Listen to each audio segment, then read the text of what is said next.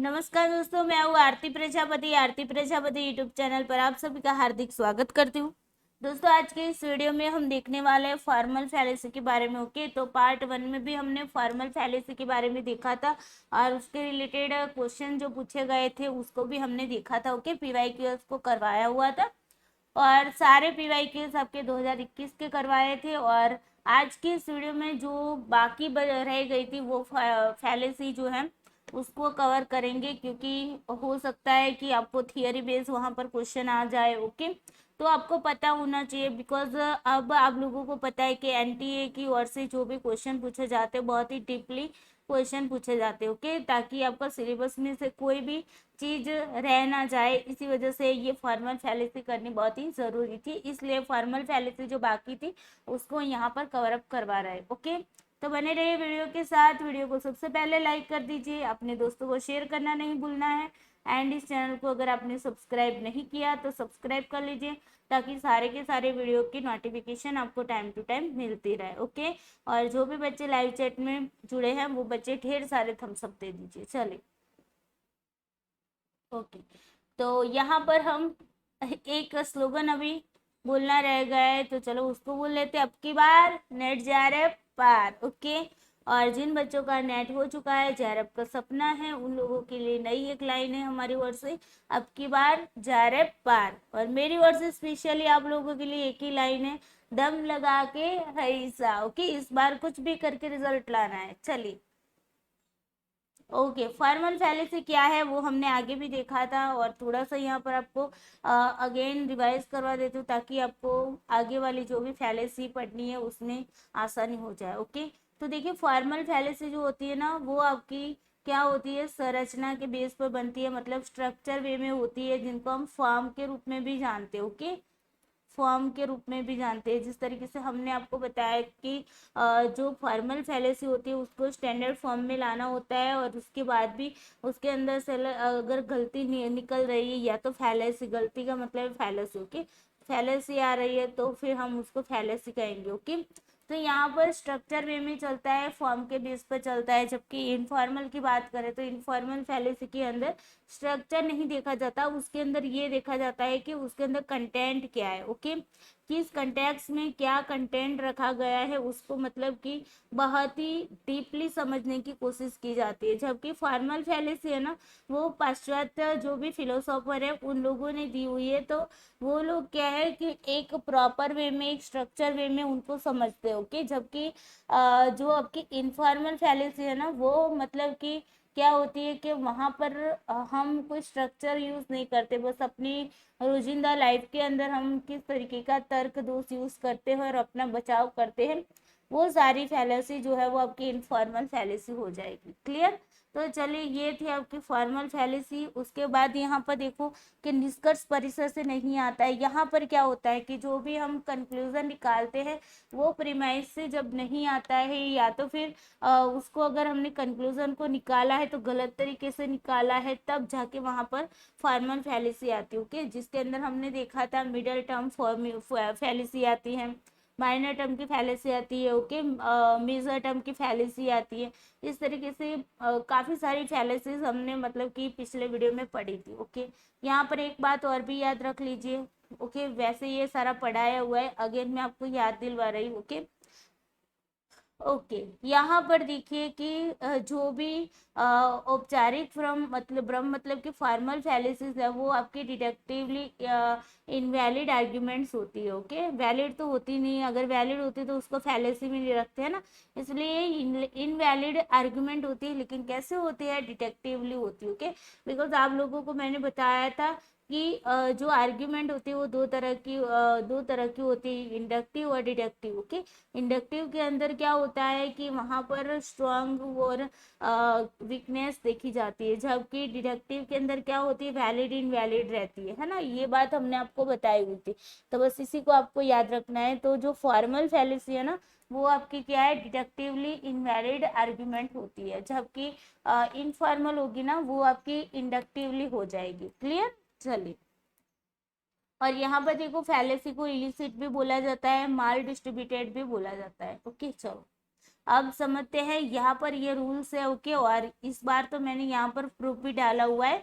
Proof इसलिए डाला हुआ है बच्चों, मुझे प्रूफ देने की कोई ज़रूरत नहीं है, लेकिन मैं प्रूफ इसलिए डाल रही हूँ कि जो गुजरात के बच्चे हैं, गुजराती मीडियम से, तो उनको अगर हिंदी में समझने में दिक्कत होती है या फिर इंग्लिश में समझने में दिक्कत होती है, तो वो लोग यहाँ से गुजराती में जो हमारी टेक्स्ट बुक आती है, ओके, तो उसको भी पढ़ के भी वो समझने की कोशिश कर सकते हो। ओके, तो यहाँ पर जो भी मतलब इस तरीके से रेड कलर के बॉक्स मतलब लेटर में लिखा हुआ है। ओके, तो जो गुजराती वाले बच्चे हैं वो इस बुक को जरूर पढ़िएगा। ओके, स्टैंडर्ड 11 की बुक और स्टैंडर्ड 12 की बुक जो है फिलोसॉफी की, जिसको हम मतलब गुजराती में तत्व ज्ञान बोलते हैं, उसी की बुक आप पीडीएफ डाउनलोड कर सकते हैं। ओके, और उसकी जो वेबसाइट है GSERT GCRT की या कुछ ऐसी मतलब वेबसाइट है, उसी पर जाके आप उसको डाउनलोड कर सकते हो। ओके, और फिर उसको पढ़ के समझने की कोशिश कर सकते हो। और यहाँ पर मैंने पेज नंबर भी डाल दिए ताकि आपको ढूंढने की ज़रूरत ना पड़े। ओके, चलिए अब यहाँ पर आ जाते हैं। अब देखिए, स्टेटमेंट्स जो होते हैं, मैंने आपको बताया था कि आर्ग्यूमेंट जो होती है ना, वो आर्ग्यूमेंट क्या होती है, आर्ग्यूमेंट या तो वैलिड होती है या तो आपकी क्या होती है, इनवैलिड होती है। बताया था ये सारी चीजें। ओके, आर्ग्यूमेंट के अंदर क्या होता है, आर्ग्यूमेंट के अंदर होता है स्टेटमेंट। क्या होता है, स्टेटमेंट्स होते हैं। ओके, और ये स्टेटमेंट्स होते हैं वो दो तरह के होते हैं, प्रीमाइज होते हैं, ओके, और क्या होता है, कंक्लूजन होते हैं, है ना, कंक्लूजन होते हैं। Okay, clear.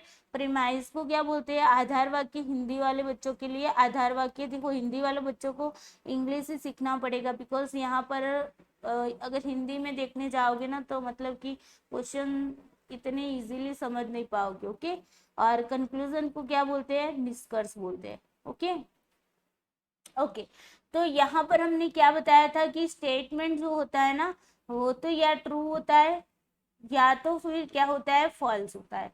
ये भी बात बताई थी। ओके, बस इसी के बेस पर हम क्या करते, अगर हमारे जो स्टेटमेंट्स है उसके अंदर जो प्रीमाइज और कंक्लूजन है वो ट्रू फॉल्स किस तरीके से हो रहा है, जिसको हम वैलिड के रूप में रख सकते हैं और इनवैलिड के रूप में क्या कर सकते हैं, रख सकते हैं। ओके, तो उसको यहाँ पर देखना है। क्लियर, तो यहाँ पर इसको थोड़ा सा हटा लेंगे।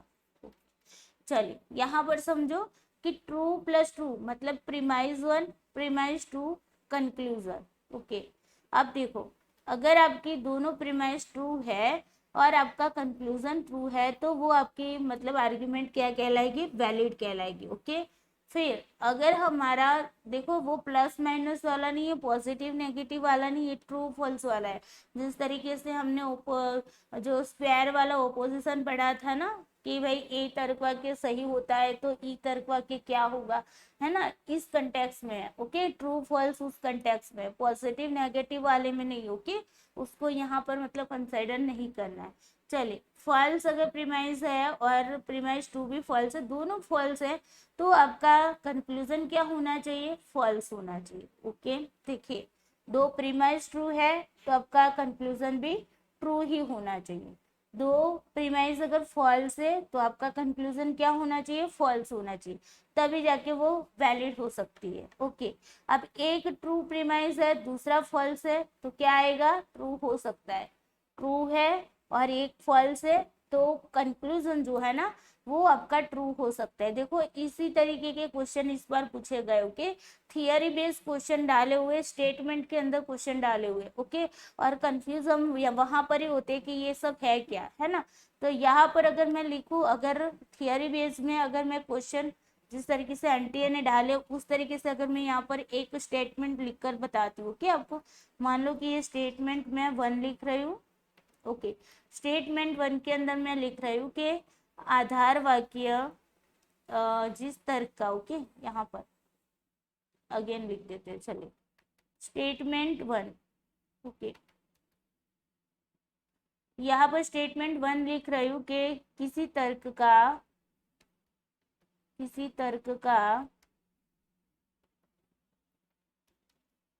आधार वाक्यों सही है, किसी तर्क के आधार वाक्य सही है। ओके, सही है तो उसका निष्कर्ष भी सही होगा।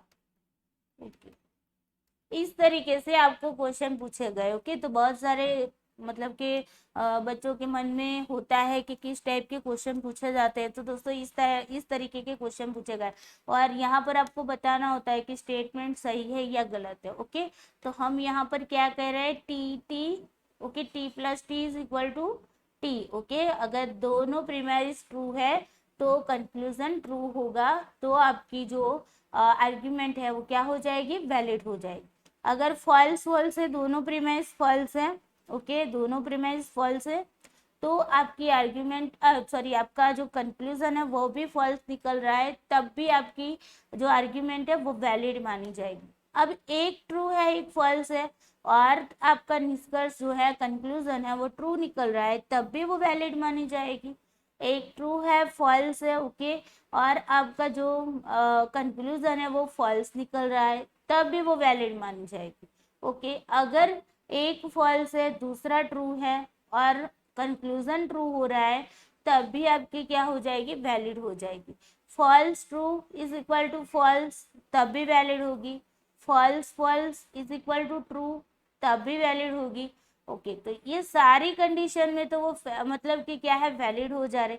ओनली एक कंडीशन ऐसी है जहां पर आपकी जो आर्ग्यूमेंट है वो इनवैलिड हो जा रही है, इनवैलिड हो जा रही है। ओके, इसको यहाँ से हटाना है। ओके, इसको हटा लेना है। ओके, चलिए, तब जाके क्या है, वो इनवैलिड हो जाएगी। ओके, ओनली एक ही कंडीशन, स्टेटमेंट ट्रूथ वैल्यू जो है ना, स्टेटमेंट की ट्रूथ वैल्यू, ओके, मतलब कि ट्रू फॉल्स की वैल्यू के बेस पर जो कंक्लूजन निकालते हैं ना, तो उसके अंदर एक ही कंडीशन ऐसी है कि अगर ट्रू ट्रू दोनों प्रीमाइस ट्रू है ना, दोनों प्रीमाइस ट्रू है तो फॉल्स कभी भी नहीं आएगा, याद रखना। ओके, दोनों सही है तो फॉल्स कभी भी नहीं आएगा। ओके, यहाँ पर आगे थोड़ा सा देख लेते हैं। देखो, T plus T is equal to T. Okay, फिर F plus F is equal to आपका क्या होगा, एफ। ओके, फिर T F T, T F F. Okay, इस तरीके से भी याद रख सकते हो। ओके, फिर F T. Okay, F T, यहाँ पर एफ टी। ओके, इसको हटा लो।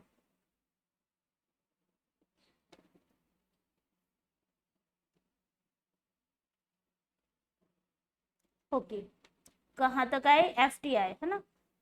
अरे ओके, एफ टी क्या होगी, एफ टी टी भी हो सकता है, एफ टी एफ भी हो सकता है। ओके, और F F F F T भी हो सकता है। ओके, लेकिन T plus T is equal to not false. Okay, अगर फॉल्स हो गया तो ये आपकी क्या हो गई, फैलेसी हो गई, इनवैलिड हो जाएगा।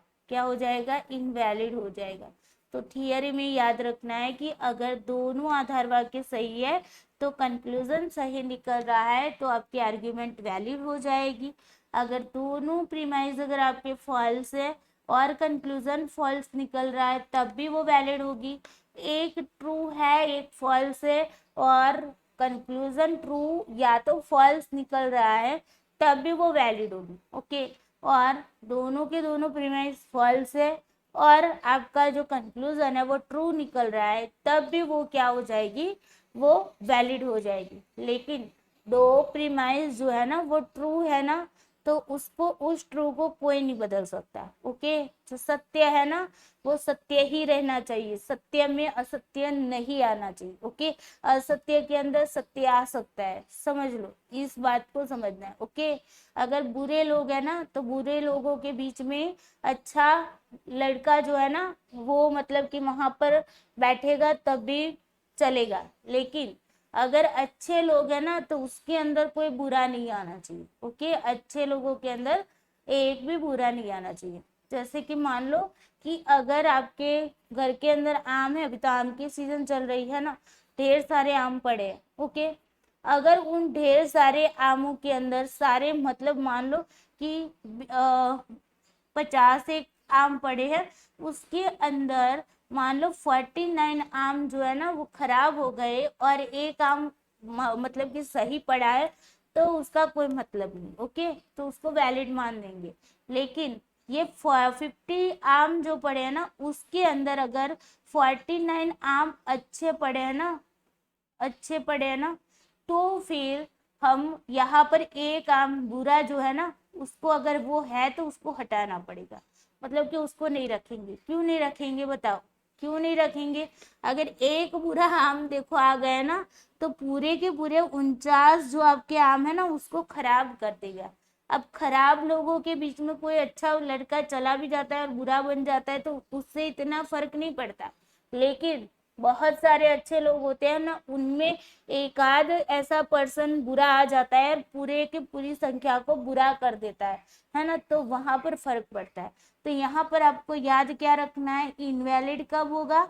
जब आपके दोनों के दोनों प्रीमाइस जो है वो ट्रू है और कंक्लूजन फॉल्स निकल रहा है, तब जाके वो इनवैलिड हो जाएगी। ओके, तो ये आपको याद रखना, बाकी सारी कंडीशन के अंदर आपकी वैलिड मानी जाएगी। क्लियर? चलिए अब आगे चलते हैं। अब देखो हाइपोथेटिकल प्रोपोजिशन के बारे में बात करते हैं, है ना। हमने इमीडिएट, इमीडिएट ये सारी चीजें पढ़ी, अब ये भी पढ़ना है हमें हाइपोथेटिकल प्रोपोजिशन। ओके, अब देखो हाइपोथेटिकल प्रोपोजिशन है ना, वो एक कंडीशनल स्टेटमेंट होता है जो क्या है, रूप लेता है। ओके, मतलब फॉर्म के रूप में आता है। ओके, और फॉर्म के रूप में जो चीजें होती है वो फॉर्मल रूप में आ जाती है ना, जिसका स्ट्रक्चर होता है। फॉर्म का मतलब क्या होता है, उसका एक स्ट्रक्चर होता है, उसका एक आकार होता है। ओके, तो फॉर्म के रूप में वो क्या करता है, वो आ जाता है एक क्या है, हाइपोथेटिकल प्रोपोजिशन, मतलब कि काल्पनिक प्रस्ताव होता है। वो क्या करता है, कंडीशनल स्टेटमेंट होता है, कंडीशन के साथ आता है। ओके, जैसे कि हम बोलते हैं इफ पी देन, है ना, हम बोलते हैं ना इफ पी देन, है ना, ऐसे बोलते हैं ना, अगर ये हुआ तो ये होगा, यदि काले बादल आएंगे तो बारिश होगी, यदि भारी वर्षा होगी तो बाढ़ आएगा। तो ये जो है ना इफ देन वाला, वो क्या है आपका, वो काल्पनिक प्रस्ताव है। ओके, हाइपोथेटिकल है, पहले से अज्यूम कर लेते कि ऐसा कुछ होगा तो ये होगा, ये हुआ है तो वो होगा। ओके, इस तरीके से प्रेडिकेट कर देते हैं। क्लियर? अब इसके भी ना दो टाइप्स है, एक है मॉडस पोनेंडो पोनेंस। ओके, अब देखो कभी कभी आपको ये भी इतना भी देखने को मिलेगा। ओके, मॉडस पोनेंस भी देखने को मिलेगा, और यहाँ पर जो बुक है हमारे पास उसके अंदर ये पूरा नाम दिया हुआ है, इसी वजह से मैंने यहाँ पर पूरा नाम लिखा है। ओके, तो पहला है मॉडस पोनेंडो पोनेंस। ओके, जिसको हम बोलते हैं एमपी। Okay, MP. ओके, इसको इस तरीके से। और दूसरा है आपका एमटी। एमटी का मतलब है मॉडस टोलेंडो टॉलेंस। ओके, ये सारे नाम ना लेटिन वर्ड है, क्या है, लेटिन वर्ड्स है। ओके, तो यहाँ पर याद रखने लेटिन वर्ड्स है।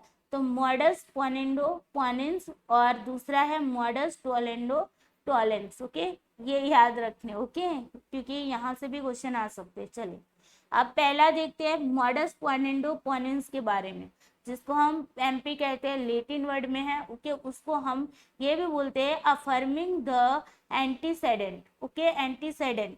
अब एंटीसेडेंट का मतलब क्या है वो आगे देखते हैं। ओके, या तो फिर हम उसको अफर्मिंग द कंसिडेंट बोलते हैं, या फिर हम अफर्मिंग कॉन्सिक्वेंट भी बोलते हैं। ओके, तो ये सारे नाम आपको याद रखने हैं मॉडस पोनेंडो पोनेंस के अंदर। ओके, तो सिंपल सी आपको मतलब कि थियरी के अंदर क्वेश्चन स्टेटमेंट में डाल सकते हैं। क्लियर? हमने यहाँ पर क्या बताया आपको, हाइपोथेटिकल जो प्रोपोजिशन है उसके अंदर क्या होता है, इफ दैट, यदि ये हुआ तो ये होगा, यदि ये हुआ तो वो होगा, है ना, इस तरीके।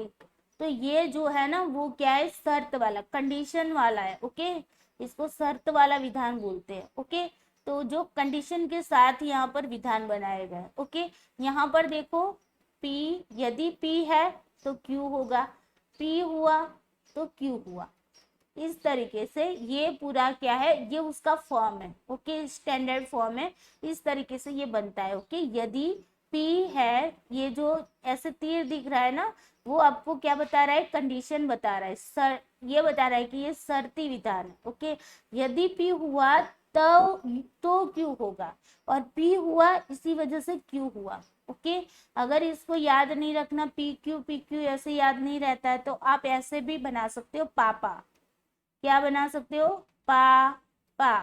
ओके, इस तरीके से। ओके, पापा, ये किया, जस्ट वेट, इसको ये ऐसे क्योंकि ऐसे भी क्वेश्चन आते हैं आपके। ओके, कि भाई इसको स्टैंडर्ड फॉर्म में लगाओ, तो स्टैंडर्ड फॉर्म में लगाना भी तो आना चाहिए। तो आपका यहाँ पर मोडिस पोनेंडो पोनेंस जो है ना, जिसको हम एमपी बोलते हैं, एमपी क्या है, पापा। ओके, ये सही फॉर्म, स्टैंडर्ड फॉर्म पापा। अगर इसके अंदर गलती हो गई ना, फैलेसी हो गई ना, तो मतलब यहाँ पर थोड़ा सा चेंज हो जाएगा। ओके, कैसे हो सकता है, अगर हमने पहला विधान ये बोला कि पी है तो ये होगा, है ना। अब हम क्या कर देते हैं, यहाँ पर यहाँ पर पहले पी आना चाहिए था नीचे की ओर, है ना, लेकिन हम उसको वहां पर ए लिख देते हैं और यहाँ पर पी कर देते हैं। मतलब क्या हुआ, बताओ, पापा में से आपने क्या कर दिया भाई, पाप कर दिया। पापा में से पाप कर दिया, पाप करोगे तो फैलेसी तो लगेगी ना, क्योंकि गलत काम कर रहे हो, है ना। पापा तो सही थे, लेकिन आपने तो पाप करके रख दिया, तो पाप किया मतलब कि गलती कर दी, तो ये फैलेसी होगी। समझ आया। यहाँ पर फैलेसी कब होगी, जब हम ये वाला जो पी है ना, उसको नीचे की ओर रखेंगे और नीचे वाला ए है ना, उसको ऊपर की ओर रख देंगे, पापा में से पाप बना देंगे, तो फैलेसी आ जाएगी। सिंपल वे में समझो तो, कि अपने आप फिर अपने हिसाब से भी मतलब कि बना सकते हो ट्रिक। क्योंकि मैंने अपने हिसाब से बनाया कि पाप, यहाँ पर पी क्यू आप याद रख सकते हैं, नहीं याद रख सकते हो, ओके, लेकिन इस तरीके से याद रख सकते हो, पापा से अगर पाप कर दोगे ना तो फैलेसी आ जाएगी। क्लियर। अब देखो यहाँ पर देखो एग्जाम्पल, यदि छात्र अच्छे से पढ़ेंगे तो स्कूल का रिजल्ट सुधरेगा। ओके, यदि ये छात्र पढ़ेंगे, ओके, ये एक वाला है, ये पी है, ओके, स्कूल का रिजल्ट सुधरेगा, ये ए मान लो, या तो फिर आप क्यू भी मान सकते हो। ओके, जैसे आपको याद रहता है। अब देखो, छात्र अच्छे से पढ़ेंगे मतलब कि पी, छात्र अच्छे से पढ़ेंगे, ये पी है ना, और फिर स्कूल का रिजल्ट सुधरेगा। ओके, मतलब कि स्कूल का रिजल्ट सुधरेगा, तो यहाँ पर हमने क्या किया, पापा बनाया, है ना। अब पापा में से हम पाप कर देंगे तो फैलेसी लग जाएगी, पापा में से पाप करेंगे तो क्या हो जाएगी, फैलेसी लग जाएगी। याद रखना है। क्लियर, समझ आया ये मॉडस पोनेंडो पोनेंस। चले, एमपी को पापा में याद रखना है। ओके, चले, अब देखिए, पहले वैध विधान को पूर्वव्रत की पुष्टि करना कहा जाता है। देखो, पहला जो वैध विधान होता है ना, उसको हम अफर्मिंग द एंटीसेंडेंट बोला जाता है। अब ये अफर्मिंग द एंटीसेंडेंट क्या होता है, पूर्वव्रत की पुष्टि करना। मतलब कि हमने क्या बोला था, इफ पी देन क्यों बोला था, या तो फिर यहाँ पर आप ए लगा लो। ओके, फिर हमने बोला पी, और उसके बाद हमने बोला देयरफॉर ए। क्लियर, या तो फिर क्यू बोल दो। क्लियर। अब देखो यहाँ पर ये वाला पहले वाला है ना, पहले आता है, तो पहले वाला जो है ना वो क्या हो जाएगा, आपका एंटीसेडेंट हो जाएगा। मतलब पी जो है ना वो क्या है, आपका एंटीसेडेंट बोला जाता है। क्लियर। पूर्ववत की पुष्टि करना कहा जाता है, जिससे पहले वैध अनुमान को, पहला जो अनुमान था उसको क्या बोला जाता है, पूर्ववत की पुष्टि करना। अगर इंग्लिश में याद रखो तो बेटर रहेगा कि अफर्मिंग द एंटीसेडेंट। ओके, अब देखो आगे, जिसमें यह मान्य तर्क देना शामिल है कि क्योंकि पूर्ववर्ती सत्य है तो परिणामी भी सत्य होगा। देखो, अगर ये जो पी सत्य है ना तो ए भी सत्य होगा। ओके, ये बताया जाता है इसके हिसाब से। यदि हमने, मान लो कि हमने ये लिख दिया कि यदि भारी वर्षा हुई, यदि भारी वर्षा हुई तो बाढ़ आएगा। ओके, ये हमने लिखा, ये पहला स्टेटमेंट लिखा। अब देखो, अब क्या हुआ भाई, भारी वर्षा हुई, भारी वर्षा हुई, तो सिंपल सी बात है, अगर भारी वर्षा हुई तो बाढ़ आएगा ही, है ना। तो यहाँ से आपका ये भी सही हो गया है कि बाढ़ आएगा, भारी वर्षा हुई तो बाढ़ आएगा ही, है ना। तो यहाँ पर आपको ये समझाना था। ओके, अब देखो आगे देखते हैं, इस प्रकार, क्योंकि ये सच है कि उसने अपना कोट पहना था। अब देखो किसी ने कोट पहना था अपना, तो यह भी सच है कि उसे ठंड नहीं लगेगी। अब देखो विंटर के टाइम पे अगर वो कोट पहन के जाता है, ओके, तो सिंपल सी बात है उसको ठंड नहीं लगेगी। अगर समर में कोट पहन के जाएगा तो वहां पर हम थोड़ी ना ये कहेंगे कि उसको ठंड नहीं लगी। वैसे ठंड तो नहीं लगेगी लेकिन गर्मी तो लगेगी ना, तो फिर वो अपना कोट भी उतार देगा। ओके, तो यहाँ पर क्या है कि अगर उसने कोट पहना है तो ठंड नहीं लगेगी। यदि भारी वर्षा हुई तो बाढ़ आएगा। ओके, तो इस तरीके से याद रखना है। इसके लिए लैटिन शब्द मोडस पोनेंस अक्सर प्रयोग किया जाता है। मोडस पोनेंस भी बोला जा सकता है या तो फिर मोडस पोनेंडो पोनेंस भी बोला जा सकता है। Okay, clear. चलिए, तो ऐसे वर्ड आएंगे तो आपको एग्जाम में डरना नहीं है, मैंने आपको पढ़ा दिया। चलिए अब आगे फैलेसी की बात करते हैं। अब फैलेसी कब आएगी? फैलेसी कब आएगी? पापा थे, क्या थे? पापा थे, और आपने क्या कर दिया? आपने क्या कर दिया भाई? पाप कर दिया। क्या कर दिया? पाप कर दिया। मतलब जो पी था, पी की जगह पर आपने क्या रख दिया? ए को रख दिया। ओके, या तो क्यू को रख दिया, तो फिर आपका क्या हो गया? फैलेसी हो गई। क्लियर। अब देखो यहाँ पर यदि छात्र अच्छे से पढ़ेंगे तो स्कूल का रिजल्ट सुधरेगा। ये पी है हमारा, ये ए है। ओके, स्कूल का रिजल्ट सुधरेगा ए, तो छात्र अच्छे से पढ़ेंगे। ऐसा होगा भाई, बताओ। स्कूल का रिजल्ट सुधरेगा तब छात्र अच्छे से पढ़ेंगे, या तो फिर छात्र अच्छे से पढ़ेंगे तब जाके स्कूल का रिजल्ट सुधरेगा, है ना। तो यहाँ पर हम गलती कर रहे हैं ना, उसको उल्टा कर रहे हैं, है ना। जो चीज मतलब पहले आनी चाहिए उसको पीछे धकेल रहे हैं, और जो पीछे आने वाली उसको पहले बना रहे हैं, है ना। तो यहाँ पर हम गलती कर रहे हैं, तो इसको फैलेसी बोली जाती है। अब फैलेसी ये कौन सी फैलेसी होगी? तो फैलेसी ऑफ अफर्मिंग द कंसिडेंट। कहाँ पर गलती कर रहे हैं? यहाँ पर गलती कर रहे हैं ना, पी की जगह पर ए को रख रहा है। इसी वजह से ये फैलेसी जो है वो फैलेसी ऑफ अफर्मिंग द कंसिडेंट, या तो फिर फैलेसी ऑफ अफर्मिंग कंसिक्वेंट कहा जाता है। क्लियर, समझ आया। पाप जो है, पापा है, उसमें से पाप कर दूंगे ना तो फिर गलती हो जाएगी, उसी को फैलेसी बोली जाएगी। जहां तक पापा है वहां तक गलती नहीं है, जहां पापा को हटाकर पाप को ला दिया तो गलती हो गई। क्लियर। चलो अब आते हैं मॉडस टोलेंडो टॉलेंस की बात करते हैं। ओके, मॉडस टोलेंडो टॉलेंस जो है उसको हम एम्प्टी कहते हैं। ओके, ये भी लैटिन वर्ड है। डैनियल ऑफ एंटीसेडेंट बोला जाता है, डैनियल बोला जाता है। ओके, डैनियल ऑफ एंटीसेडेंट बोला जाता है, या तो फिर डैनियल ऑफ कॉन्सिडेंट बोला जाता है। क्लियर, तो ये वर्ड्स भी आपको याद रखने हैं। ओके, अब यहाँ पर भी इफ देन वाली ही बात आएगी, लेकिन यहाँ पर क्या होगा? नेगेटिव वर्ड आ जाएगा। जिस तरीके से आपने पापा को बनाया था, इस तरीके से यहाँ पर ये मॉडस टोलेंडो टॉलेंस है ना, वो बिल्कुल मॉडस पोलेंडो पोलेंड्स का क्या, पोनेंस का क्या है? विपरीत है। ओके, मतलब एमपी का विपरीत है एमटी। ओके, एमपी का बिल्कुल विपरीत है एमटी। ओके, तो एमपी में हमने क्या बोला था? पापा बोला था कि पापा, है ना, पापा होगा तो मतलब पापा होंगे तो गलती नहीं होंगे, और पाप कर देंगे, ओके, पाप कर देंगे तो फैलेसी आ जाएगी। ये बात हमने किस में की थी? एमपी में की थी। ओके, तो मतलब कि मॉडस पोलेंडो पोनेंस में की थी। अब देखो मॉडस टोलेंडो टोलेंस में क्या हो रहा है? यहाँ पर बताया जा रहा है कि if P Q, P then Q, if P then Q. Okay, या तो फिर आप लगा लो ए। ओके, आपको जिस तरीके से याद रहता है उस तरीके से रखना है। ओके,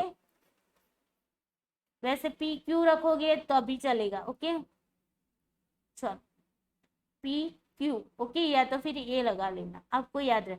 अब देखो, ना ही क्यू है मतलब कि ना ही ए है, तो ना ही पी है। ओके, मतलब कि ना ही पी है। अब देखो यहाँ पर क्या कहा जा रहा है कि भाई कि अगर पी है तो क्यू है, और क्यू नहीं है तो मतलब कि पी भी नहीं है। ओके, अब यहाँ पर एग्जांपल लेते हैं कि if Sarita lives in Haryana.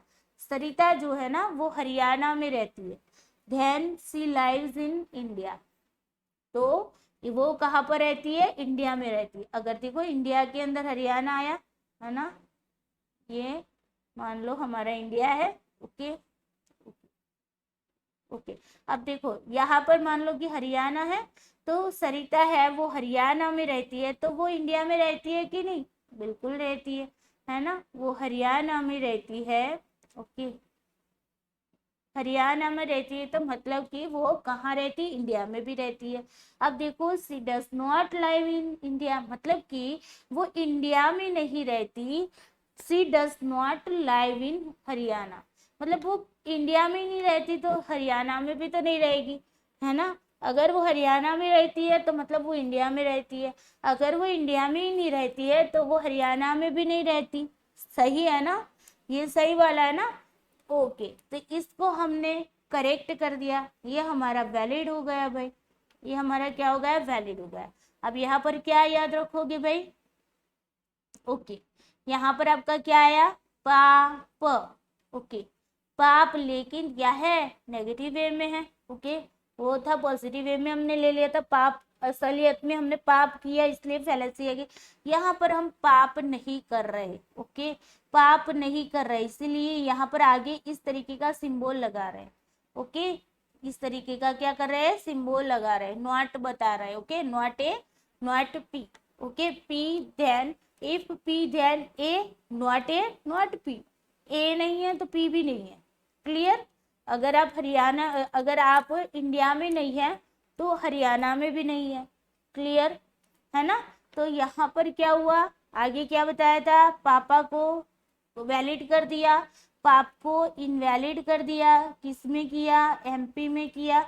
अब आए हम एमटी की ओर, तो एमटी में क्या हुआ, एमटी में पाप हमने नहीं किया, एमटी में हमने पाप नहीं किया, एमपी में पाप किया तो फैलेसी लग गई, और एमटी में पाप नहीं किया तो यहाँ पर वैलिड हो गया, ओके पाप नहीं किया तो क्या हो गया, वैलिड हो गया। अब फैलेसी कब आएगी, तो फिर यहाँ पर फैलेसी आएगी, हमने बोल दिया if P then A, if P then A, okay अब हम क्या करेंगे, यहाँ पर उल्टा देंगे, मतलब कि नॉट पी नॉट ए। भाई देखो अगर सरिता है वो हरियाणा में रह रही है तो वो इंडिया में भी रह रही है, ओके अब वो हरियाणा में नहीं रह रही, इसी वजह से वो इंडिया में भी नहीं रह रही, जरूरी थोड़ी ना है, हरियाणा में नहीं रह रही तो गुजरात में भी तो आकर रह सकती है ना, गुजरात भी तो इंडिया में आता है कि नहीं, है ना। तो यहाँ पर ये तो बात हम नहीं कहेंगे कि भाई वो हरियाणा में नहीं रहती मतलब कि इंडिया में ही नहीं रहती, ये तो नहीं बता सकते ना। तो ये क्या हो गया आपका, इनवैलिड हो गया, क्या हो गया, इनवैलिड, मतलब आपने यहाँ पर फैलेसी कर दी, ओके। अब यहाँ पर आपने क्या किया, पाप को, मतलब कि आपने क्या किया भाई, पाप को नहीं किया, मतलब पाप नहीं किया लेकिन पापा को गलत बता दिया, देखो याद रखना है, ओके पहले पापा की बात मान ली और पाप कर दिया, ओके पापा की बात मान ली तो वैलिड हो गए, और पाप कर दिया तो इनवैलिड हो गए।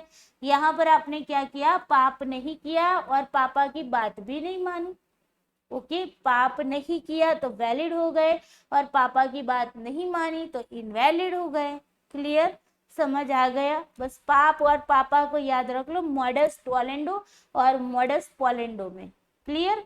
चलिए आई होप यहाँ पर क्लियर हुआ होगा। चलिए अभी देखिए यहाँ पर, अब देखो एमटी में दूसरे अमान्य अनुमान को पूर्ववत को नकारना कहा जाता है, डैनी का मतलब यही होता है ना, नकारना। हम हमारे बस आप लोगों ने देखा होगा कि मोबाइल के अंदर कभी कभी ना हम कोई एप्लीकेशन यूज करते हैं तो वहां पर आपको ऑप्शन आता है डैनी और एक आता है अलाउ, है ना। तो डैनी का मतलब है हम उसे मतलब कि क्या करते हैं, नकार रहे, अलाउ का मतलब हम अलाउ कर रहे हैं कि उसको मतलब कि परमिशन दे रहा है, डैनी का मतलब होता है परमिशन नहीं देते हैं, है ना, मतलब कि उसको नकार रहे। तो बस यही काम है, हम यहाँ पर क्या करते हैं, पूर्वव्रत को नकार रहे, मतलब कि हमने यहाँ पर कहा कि पी इफ पी देन ए, और फिर हमने क्या बताया, नॉट ए नॉट पी, यही बताया ना। तो यहाँ पर हम क्या कर रहे हैं, ए को, पहले वाले को नकार रहे, पहले वाले को क्या कर रहे हैं, नकार रहे हैं। ओके, उसको नेगेटिव वे में ले रहे हैं, मतलब कि ए नहीं है तो पी भी नहीं है। ओके, क्योंकि अब देखो, क्योंकि पूर्ववत असत्य है इसलिए परिणामी भी असत्य होगा। ओके, पूर्वव्रत अगर आपका असत्य होगा तो क्या होगा, आपका जो भी रिजल्ट है वो भी असत्य हो जाएगा। अब देखो यहाँ पर पूर्वव्रत कौन सा होगा, यहाँ पर एंटीसेडेंट कौन होगा, यहाँ पर एंटीसेडेंट ए होगा ना, ए वाला होगा।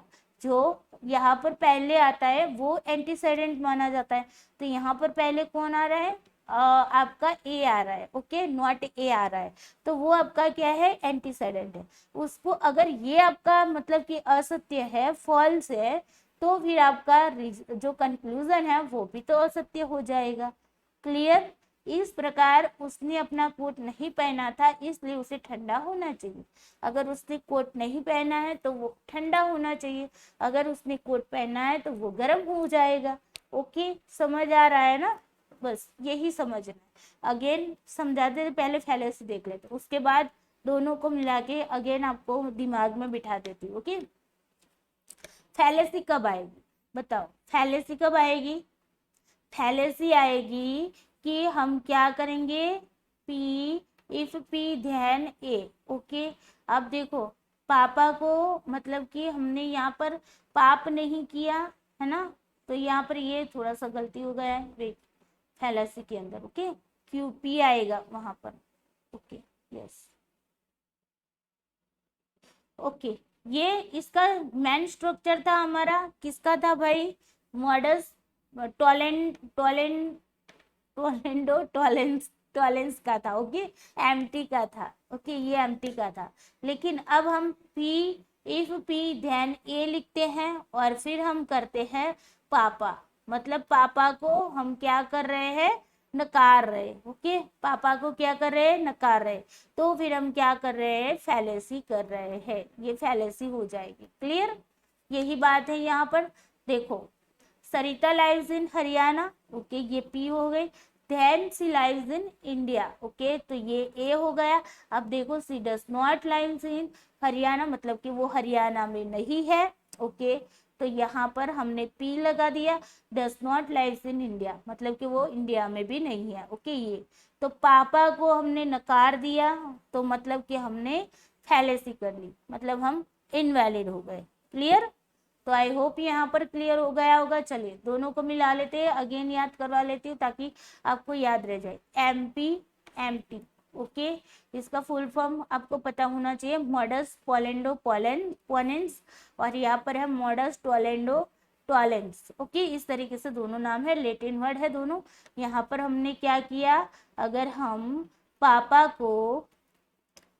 को सही मानते हैं तो वैलिड हो जाते हैं। ओके, और अगर हम पापा को सही नहीं मानते हैं और हम पाप कर देते हैं तो हम क्या हो जाएंगे, इनवैलिड हो जाएंगे। क्लियर, और एमटी के अंदर क्या होगा कि हम पाप नहीं कर रहे हैं, हम पाप नहीं कर रहे हैं, तो हम क्या हो जाएंगे, वैलिड हो जाएंगे। और अगर हम पापा को क्या कर रहे हैं, नकार रहे हैं, पापा की बात नहीं मान रहे हैं, तो मतलब हम इनवैलिड हो जाएंगे। क्लियर, आई होप यहाँ पर आपको सारी चीजें समझ आ गई होगी। चलिए अब देखो यहाँ पर, अच्छा मैंने यहाँ पर बनाया हुआ था, अच्छी बात है। चलिए, पापा वैलिड एमपी।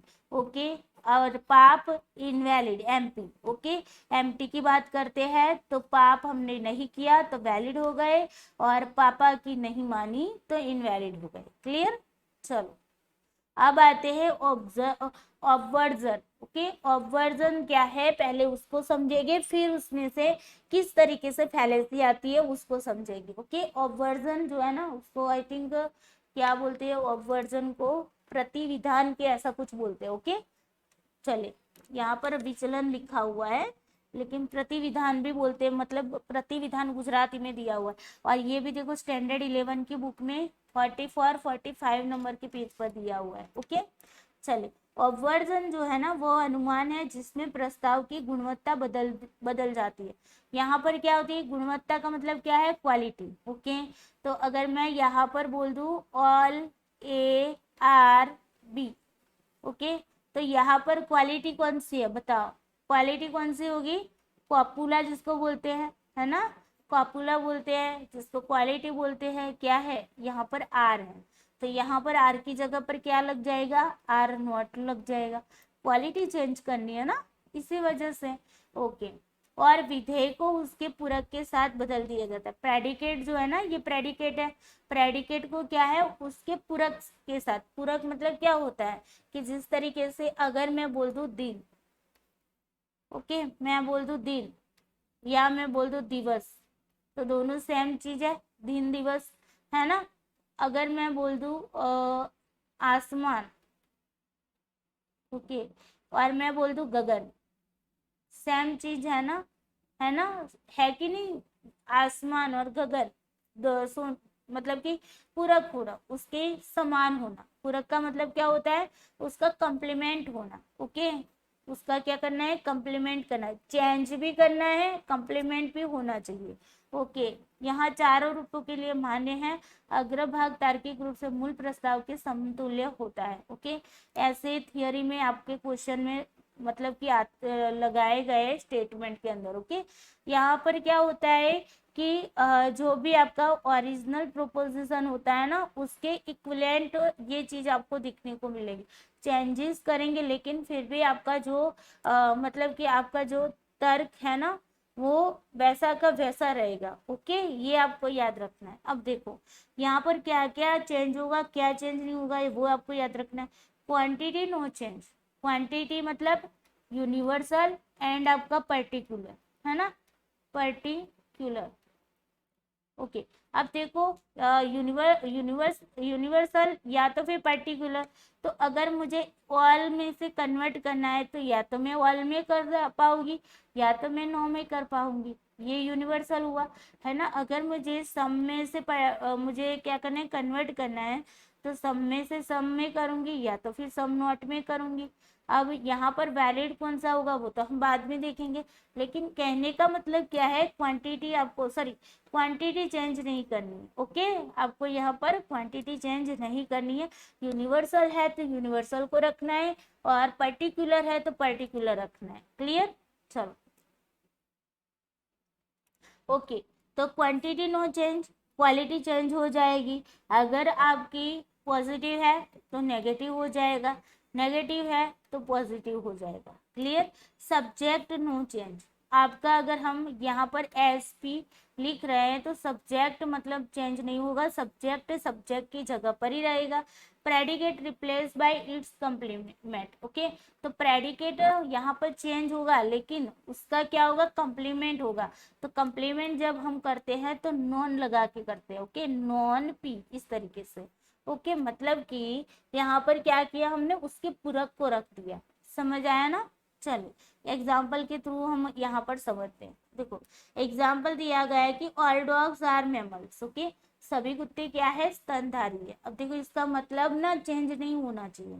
क्लियर, अब देखो हमने क्या कहा कि हमें क्वांटिटी चेंज नहीं करनी है, तो हमारे पास ऑल है तो हम दूसरा कौन सा यूज कर सकते हैं क्वांटिटी में, तो आप बोलोगे मैम ई वाला यूज कर सकते हो, मतलब कि नो वाला, है ना।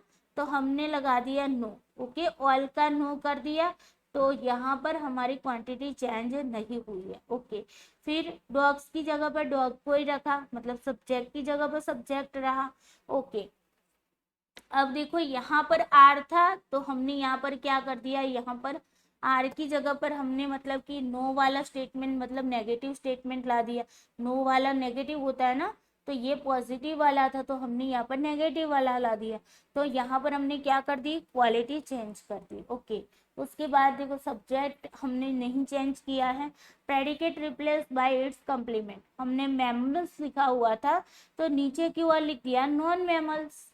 मैमल्स लिखा था उसके नीचे हमने क्या लिख दिया, प्रेडिकेट की जगह पर प्रेडिकेट को तो रखते हैं, सब्जेक्ट की जगह पर सब्जेक्ट तो रखते हैं, लेकिन प्रेडिकेट को क्या करते हैं, चेंज रिप्लेस करके वहां पर रखते हैं, उसका कंप्लीमेंट करके रखते हैं। ओके, अब देखो यहाँ पर हिंदी में इसका मीनिंग निकालो, समझ आ जाएगा। सभी कुत्ते स्तनधारी पशु हैं, सभी के सभी कुत्ते जो हैं वो क्या है, स्तनधारी पशु है। कोई भी कुत्ता गैर स्तनधारी नहीं है भाई। नॉन मैमल्स का मतलब क्या होता है? नॉन मैमल मतलब के, ओके वेट, नॉन मैमल का मतलब क्या होता है? गैर स्तनधारी होता है। नॉन मैमल का मतलब क्या होता है? गैर स्तनधारी। तो गैर स्तनधारी का मतलब स्तनधारी हुआ कि नहीं, है ना? मतलब तो सेम हुआ ना, उसका मीनिंग तो चेंज नहीं हुआ। कोई भी कुत्ता गैर स्तनधारी नहीं है, मतलब कि सभी कुत्ते स्तनधारी है। इसका मतलब सिंपल सा यही हो गया ना। अगर मैं बोल दूं कि मैंने आइसक्रीम खाई है, तो फिर मैं यहाँ पर इस तरीके से बोल सकती हूँ कि मैंने आइसक्रीम के अलावा कुछ नहीं खाया है ना? तो मतलब तो यही हुआ कि मैंने आइसक्रीम खाई, है ना? तो यहाँ पर भी बात यही है कि स्तनधारी का गैर स्तनधारी तो हमने कर दिया, लेकिन यहाँ पर कोई भी लगा दिया सभी की जगह पर, तो यहाँ पर मीनिंग क्या हो गया? उसके जैसा ही, वही का वही मतलब हो गया। ओके, तो यहाँ पर इस तरीके से ऑब्वर्जन किया जाता है। तो आपको याद रखना है कि क्वांटिटी चेंज नहीं करते हैं, क्वालिटी चेंज करते हैं, सब्जेक्ट चेंज नहीं करते हैं, और प्रेडिकेट रिप्लेस करते हैं और उसका कंप्लीमेंट वहां पर लगा लेते हैं। क्लियर? चलिए अब देखो आगे। अब हमने ऑयल का क्या किया? ऑयल का ए का हमने ई कर दिया। ओके, ए का हमने ई कर दिया तो कंप्लीट हो गया, वैलिड हो गया भाई, है ना? ये क्या हो गया? वैलिड हो गया। अब यहाँ पर देखो, अब यहाँ पर दूसरा क्या है भाई? No dog is mammal. Okay, कोई भी कुत्ता स्तनधारी नहीं है। और फिर मैंने क्या किया, यहाँ पर ई का मैं किस में कन्वर्ट करूंगी? बिकॉज यहाँ पर एक ही, मतलब यहाँ पर शर्त लगी हुई है ना, शर्त वाले, कंडीशन वाले ये सारे, तो कंडीशन के साथ चल रहा है। तो कंडीशन तो यही है कि भाई यूनिवर्सल जो आपका, सॉरी, आपकी जो क्वांटिटी है उसको चेंज नहीं करनी है। तो मुझे ई है तो ई के साथ तो ए ही लगेगा, है ना? तो ई के साथ ए लग गया, तो यहाँ पर देखो ई के साथ ई तो हम लगा नहीं सकते, तो मीनिंग चेंज हो जाएगा, है ना? ई के साथ ई को लगाएंगे तो फिर मीनिंग चेंज हो जाएगा, है ना? तो हम मीनिंग तो चेंज करना नहीं है, वैसा का वैसा ही मीनिंग आना चाहिए। लेकिन चेंज क्या होना चाहिए? चेंज होना चाहिए यहाँ पर आपकी क्वालिटी चेंज होनी चाहिए। दूसरी यहाँ पर आपकी जो सब्जेक्ट है वो वैसे के वैसे रहने चाहिए, और प्रेडिकेट जो है वो क्या होना चाहिए? रिप्लेस करके कंप्लीमेंट करके रखना है। क्लियर? तो यहाँ पर भी हमने यही काम किया। देखो इसको भी देखिए। ओके, हमने यहाँ पर बताया ए से ई वैलिड हुआ हमारा। ओके, अब देखो कोई भी कुत्ता स्तनधारी नहीं है।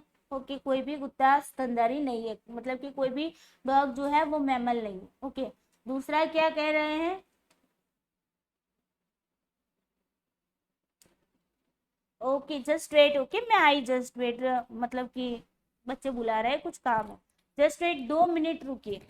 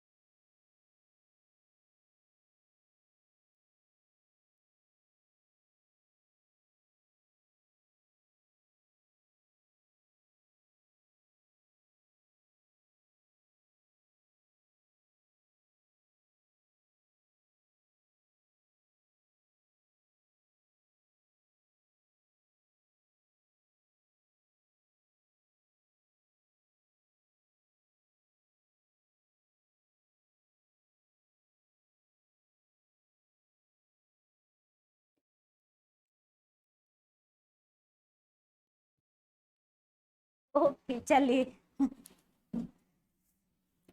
चलिए सॉरी, थोड़ा टाइम आप लोगों का मतलब कि खराब हुआ। ओके, थोड़ा घर से फोन आया था तो तुरंत घर पे बुलाया हुआ है ससुराल में, इसी वजह से। चले कोई ना, अभी क्लास खत्म, पहले क्लास कंप्लीट करते हैं, उसके बाद जाने की तैयारी करती हूँ। Okay, don't worry.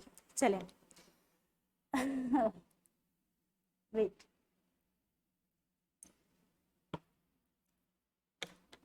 ओके, तो हमने यहाँ पर आपको क्या बताया? ए का ई में वैलिड हो जाएगा। ओके, ए का हम क्या करेंगे, ऑब्वर्जन करेंगे ई के अंदर। ओके, अब देखो ऑल का नो का किस में किया हमने, ई का किया हमने, ए में किया, तब जाके वैलिड होगा। अब देखो समझते, कोई भी कुत्ता स्तनधारी नहीं है। ओके, मतलब कोई भी कुत्ता मैमल नहीं है। ओके, तो सभी कुत्ते गैर स्तनधारी है। नॉन मैमल का मतलब क्या होता है ना, मैमल मैमल होना यही हुआ ना, नॉन मैमल का मतलब होगा मैमल होना, मतलब कि सभी कुत्ते क्या है भाई, मैमल, नॉन मैमल नहीं है, क्योंकि सभी कुत्ते सॉरी नॉन मैमल है। इसका मतलब क्या हुआ कि सभी कुत्ते स्तनधारी नहीं है ना, यही तो हुआ। स्तनधारी नहीं है तो मतलब कि गैर स्तनधारी है ना। चलो आगे देखते हैं। तो ई का किसमें हुआ, ए में हुआ तो भी वैलिड हो गया। अब देखो आगे आते हैं, आई की बात करते। आई की किस में होगा भाई, आई का किस में होगा बताओ, आई का वर्जन किस में होगा, क्योंकि हमें क्वांटिटी तो चेंज करनी नहीं है, क्वालिटी चेंज करनी है ना। तो आई तो हमारा पॉजिटिव है, तो हमें नेगेटिव करना पड़ेगा, तो क्या हो जाएगा, ओ हो जाएगा। क्लियर, तब जाके आपका वैलिड हो जाएगा। तो देखो यहाँ पर हमने लिखा कुछ कुत्ते स्तनधारी, मतलब कि सम डॉग्स आर क्या है, मैमल्स है। इसका अगर हम विपरीत, मतलब कि इसका क्या करना है आपको, क्वालिटी चेंज करनी है, तो क्वालिटी चेंज करेंगे तो नेगेटिव में चला जाएगा, और क्वांटिटी तो हमें चेंज नहीं करनी है। तो इसका मतलब क्या होगा, कुछ कुत्ते गैर स्तनधारी नहीं है ना। तो कुछ कुत्ते स्तनधारी है तो कुछ कुत्ते गैर स्तनधारी नहीं है, मतलब कि कुछ कुत्ते, यहाँ पर भी मीनिंग तो यही निकलता ना, मीनिंग नहीं बदलता। देखो नॉन मैमल, नॉन का मतलब यहाँ पर नॉन, देखो नॉन मैमल आ गया ना, तो वो भी पॉजिटिव में चल रहा है ना, मतलब कि पूरक के रूप में चल रहा है। ओके, मेमल के पूरक में चल रहा है नॉन मेमल, समझ आ रहा है ना। वो क्यों, क्योंकि देखो यहाँ पर अगर हम क्वांटिटी चेंज कर देते ना, तो मतलब कि दोनों का मीनिंग बदल जाता है, लेकिन क्वांटिटी चेंज नहीं कर रहे हैं ना, इसी वजह से इसका मीनिंग भी नहीं बदल रहा है। क्लियर, तो आई का किस में वर्जन होगा, ओ में होगा। और फिर आपका लास्ट आता है ओ, तो ओ का किस में हो जाएगा, आई में, तो आपका हो जाएगा वैलिड। ओके, अब देखो some dogs are not mammal. Okay, कुछ कुत्ते स्तनधारी नहीं है, तो some dog are non mammals. Okay, तो कुछ कुत्ते गैर स्तनधारी है, मतलब कुछ कुत्ते स्तनधारी नहीं है तो गैर स्तनधारी, सेम हो गया, स्तनधारी नहीं गैर स्तनधारी, सेम चीजें है ना। तो यहाँ पर ओ का किस में आ जाएगा, आई में वैलिड चला जाएगा। ओके, देखो अब ये ना कहना कि मैम तो ये कथा कर रहे, कथा नहीं कर रही हूँ। एग्जाम के अंदर अगर इस टाइप के क्वेश्चन आ गए ना, तो फिर मेरी कथा ही आपको याद आएगी। ओके, तो ये सारी चीजें समझनी बहुत ही जरूरी है। ओके, और जो फिलोसॉफी है ना, वो हमारे मतलब 11th-12th की फिलोसॉफी मैंने इतनी अच्छे से की हुई थी ना, सच बताऊँ तो मेरे 100 में से 97 स्कोर आए थे 12th के अंदर। ओके, इसी फिलोसॉफी के अंदर। ओके, बोर्ड की एग्जाम में। चलो, इसी वजह से मुझे अच्छा भी लगता है। चले, और आई होप आप लोगों को अच्छे से समझा भी पा रही होंगी। ओके, चले यहाँ पर हमने देखो ऑब्वर्जन में जब भी हम मतलब कि ऑब्वर्जन करते हैं ना किसी को, कि मतलब क्या, जब भी ऑब्वर्जन में हम करते हैं तब क्या होते हैं, सारे के सारे वैलिड होते हैं। यहाँ पर इनवैलिड की कोई कंडीशन ही नहीं है। ओके, यहाँ पर इनवैलिड की कोई कंडीशन नहीं है। क्लियर, चलो तो यहाँ पर आपको याद रखना है, थियरी बेस्ड क्वेश्चन आपके आ सकते हैं, तो आपको याद रखना है कि ऑब्वर्जन में जो भी होगा ना, तो वो सारे के सारे वैलिड ही होंगे। ओके, यहाँ पर फैलेसी भी नहीं आएगी, बिकॉज यहाँ पर इनवैलिड कुछ है ही नहीं। इनवैलिड जहाँ पर होगा ना, वहां पर ही आपकी फैलेसी लगेगी। ओके, चले अब बात करते हैं, कन्वर्जन की बात करते हैं। कन्वर्जन का मतलब क्या होता है, कन्वर्ट करना है ना, एक चीज में से दूसरी चीज में कन्वर्ट करना। ओके, तो रूपांतरण वह अनुमान है जिसमें विषय और विधेय को आपस में बदल दिया जाता है, मतलब कि सब्जेक्ट प्रेडिकेट होता है ना, उसको चेंज किया जाता है। तो सब्जेक्ट की जगह पर प्रेडिकेट को रखते हैं, और प्रेडिकेट की जगह पर क्या कर देते हैं, सब्जेक्ट को रख लेते हैं। ओके, उसी को बोलते हैं कन्वर्जन। क्या बोलते हैं, कन्वर्जन। आधुनिक तर्क में यह केवल ई और आई प्रस्ताव के लिए मान्य है, वैध विलोम तार्किक रूप से मूल प्रस्ताव के समतुल्य है। ओके, ये भी सारी चीजें आपको याद रखनी है। ओके, वैध विलोम जो है वो तार्किक रूप से क्या है, मूल प्रस्ताव के समतुल्य। ओके, और ये भी आपका जो है कन्वर्जन भी है, वो आपका यहाँ पर से लिया हुआ है 44-45 के अंदर से। ओके, उसके बाद देखो सब्जेक्ट एंड प्रेडिकेट इंटरचेंज, हमने यही बताया। ओके, यहाँ पर मैंने अलग से पॉइंट मतलब लिख दिए है ताकि आपको समझ आ जाए। सब्जेक्ट एंड प्रेडिकेट इंटरचेंज करते हैं। ओके, सब्जेक्ट की जगह पर प्रेडिकेट को रखते हैं, प्रेडिकेट की जगह पर सब्जेक्ट को रख लेते हैं। Okay, quality no change, quality जो है वो चेंज नहीं होगी। Positive to positive, negative to negative, ये पढ़ा था ना पिछली बार पढ़ाया हुआ है आई होप। ओके, लगभग लगभग पढ़ाया है। Okay, positive to positive, negative to negative चलेगा। ओके, ये तो यहाँ पर क्वालिटी नो चेंज। और यहाँ पर क्या होता है भाई, सब्जेक्ट प्रेडिकेट दोनों ही क्या हो जाएगी, चेंज हो जाएगी। प्रीमाइज जो होगा ना वो अनडिस्ट्रीब्यूट टर्म होंगे और कंक्लूजन अनडिस्ट्रीब्यूट टर्म होगा। देखो यहाँ पर अगर आपका एक प्रीमाइज है ना, मान लो कोई भी, ओके कोई भी अगर प्रीमाइज है ना वो आपका अनडिस्ट्रीब्यूट है ना, तो आपका कंक्लूजन भी अनडिस्ट्रीब्यूट होना चाहिए। देखो ये कंडीशन लग गई यहाँ पर, क्या कंडीशन लगी, अगर प्रीमाइज अगर आपका कोई भी एक अनडिस्ट्रीब्यूट मतलब कि प्रीमाइज में कोई भी टर्म जो है ना, प्रीमाइज के अंदर कोई भी टर्म जो है ना वो अनडिस्ट्रीब्यूट होगा ना, तो कंक्लूजन में भी वही टर्म क्या हो जाएगा, वही टर्म अनडिस्ट्रीब्यूट हो जाएगा। जैसे कि यहाँ पर देखो मैंने लिख दिया all dogs are cat. Okay, cats. अब देखो ये क्या है आपका, आदू है। ओके, मतलब कि डी यू, डिस्ट्रीब्यूट और अनडिस्ट्रीब्यूट, मान लो ये हमने लिख दिया। अब हम यहाँ पर कंक्लूजन निकाल रहे हैं ना, तो कंक्लूजन में यहाँ पर क्या होना चाहिए, अनडिस्ट्रीब्यूट जहाँ पर भी टर्म है ना, तो वो टर्म क्या होनी चाहिए, कंक्लूजन के अंदर भी क्या होना चाहिए, अनडिस्ट्रीब्यूट होना चाहिए। ओके, अगर मैं यहाँ पर लिख देती हूँ सम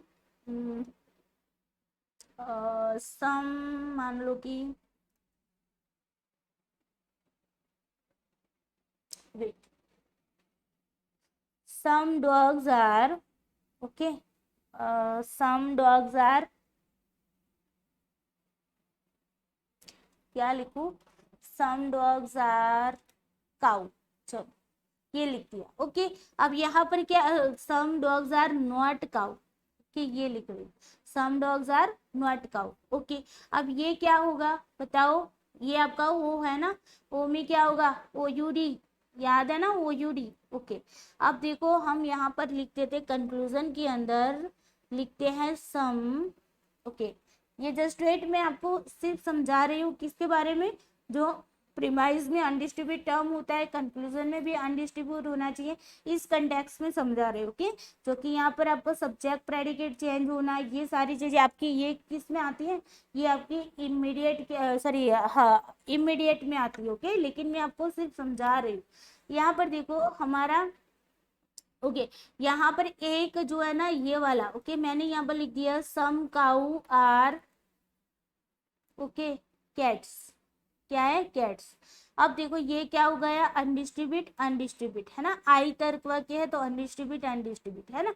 तो यहाँ पर क्या मैंने क्या कहा कि अगर आपका प्रीमाइस के अंदर कोई भी टर्म अनडिस्ट्रीब्यूट है तो कंक्लूजन के अंदर वही टर्म क्या होना चाहिए, अनडिस्ट्रीब्यूट होना चाहिए। ओके, ये बात यहाँ पर बताई जा रही, क्लियर, समझ आ गई ना।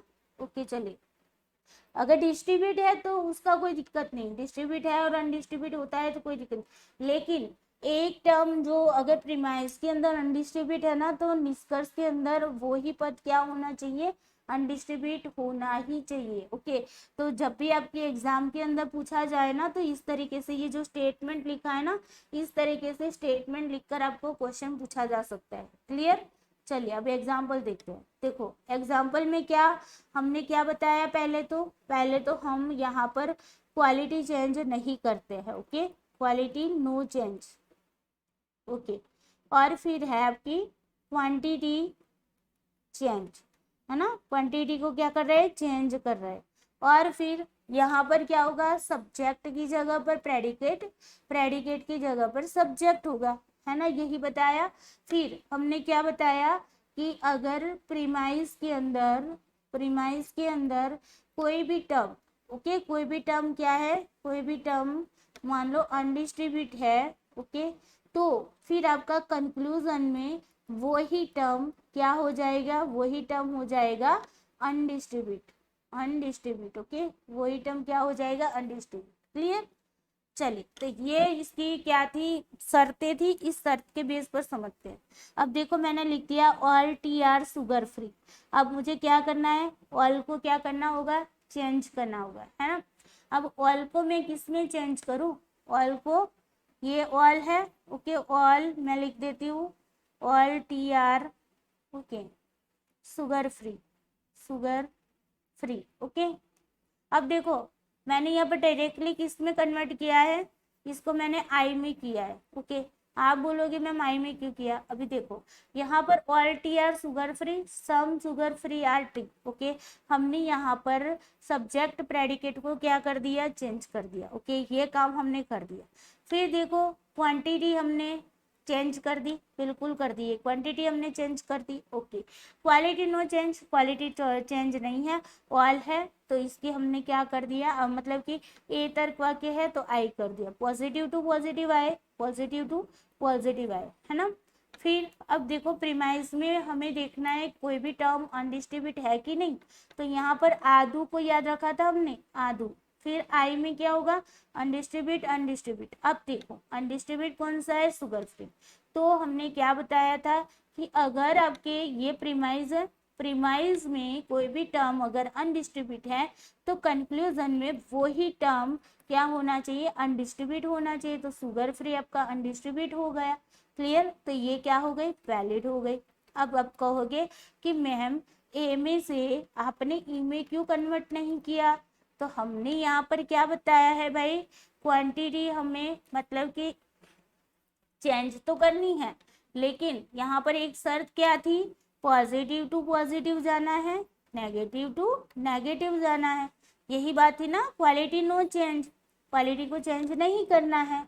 तो पॉजिटिव टू पॉजिटिव कौन आएगा, A to E, sorry A to I आएगा, है ना, ए से आई आएगा, लेकिन ए से ई नहीं आएगा। इसी वजह से अगर आप यहाँ पर ए के साथ ई को लगा रहे हैं तो वो इनवैलिड हो जाएगा। कैसे, तो मैं यहाँ पर लिख देती हूँ no sugar free, okay, change करना पड़ेगा ना, sugar free are tea, okay.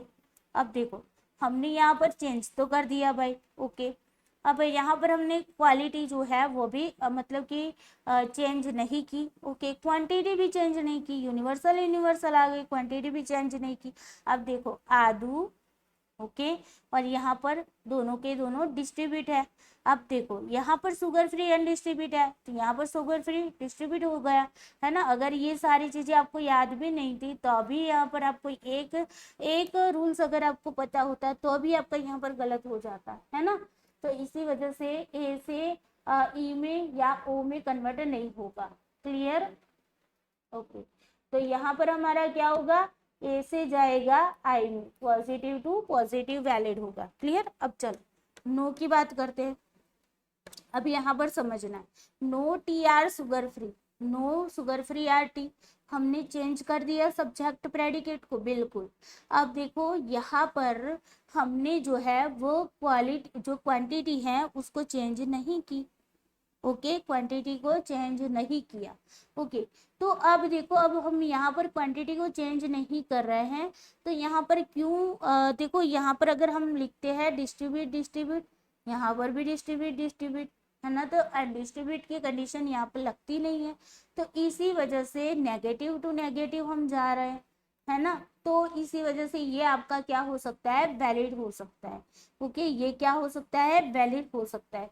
अगर आप बोलोगे no tea are, okay, sugar free, sugar free, okay. अब आप बोलोगे कि मैम इसको अगर हमने ई को ई में कन्वर्ट किया, ई को किस में किया, ई में कन्वर्ट किया, देखो वेट, ओके,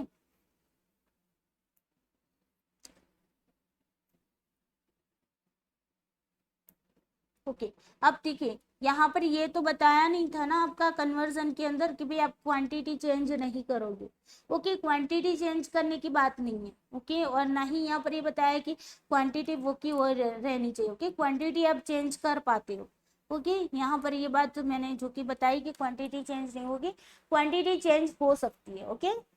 आपकी मतलब कि जो यूनिवर्सल टू आप पर्टिकुलर में जा सकते हैं, ओके, और नहीं भी चेंज करनी है तो अभी नहीं कर सकते, ओके। उसके लिए कोई भी यहाँ पर मतलब अजम्पशन नहीं है, कोई भी शर्त नहीं, क्वांटिटी की कोई शर्त नहीं, ओके। जस्ट फिर से अगेन मैं देख लेती हूँ, देखो यहाँ पर आधुनिक टर्म में केवल, ओके। तो क्वांटिटी की यहाँ पर कोई चीज नहीं, देखो सब्जेक्ट एंड प्रेडिकेट को इंटरचेंज करना, क्वालिटी को चेंज नहीं करना है, और प्रीमाइस की अनडिस्ट्रीब्यूटेड टर्म की बात हो रही है, ओके। तो क्वांटिटी की कहीं भी बात नहीं, तो अब क्वांटिटी चेंज करो या ना करो कोई फर्क नहीं पड़ता, ओके। अब देखो मैंने यहाँ पर ई से ई में ही क्यों लिया भाई, ई से ई में क्यों लिया। अब मैं, आप बोलोगे कि मैम सम नॉट में भी तो कर सकते हो, क्वालिटी ही चेंज करनी है ना, क्वालिटी चेंज करने की बोली है, नहीं करने की बोली कि बोलिए नहीं करने की, तो क्वालिटी चेंज नहीं करनी है, तो नेगेटिव है तो नेगेटिव टू नेगेटिव जाएगा। तो अगर मैं ई का नेगेटिव करूँ दूसरा तो क्या आ जाएगा, ओ आ जाएगा। अब देखो मैं लिख रही हूँ some sugar free, some sugar free are not tea, clear. ये हो गई सम नॉट वाला हो गया आपका, मतलब कि जो क्वालिटी थी वो हमने चेंज नहीं की है, सिर्फ हमने चेंज क्या किया, हमने क्वांटिटी को चेंज किया और सब्जेक्ट प्रेडिकेट को चेंज किया। अब देखो यहाँ पर दोनों डिस्ट्रीब्यूट होता है, ओके। ओ में क्या होता है, एक अनडिस्ट्रीब्यूट होता है, दूसरा क्या हो जाता है, डिस्ट्रीब्यूट होता है। अब हमारी कंडीशन क्या बता रही थी कि कोई भी एक टर्म जो है ना वो अगर अनडिस्ट्रीब्यूट है ना तो दूसरा भी अनडिस्ट्रीब्यूट होना ही चाहिए, ओके, चाहे वो प्रीमाइज में हो चाहे वो कंक्लूजन में हो। तो यहाँ पर आपका देखो यहाँ पर अनडिस्ट्रीब्यूट है तो यहाँ पर भी अनडिस्ट्रीब्यूट होना चाहिए था, लेकिन ऐसा नहीं हुआ है, तो फिर आपका क्या हो जा रहा है, ये आपका इनवैलिड हो जा रहा है, ओके। ये क्या हो रहा है, इनवैलिड हो रहा है, क्लियर।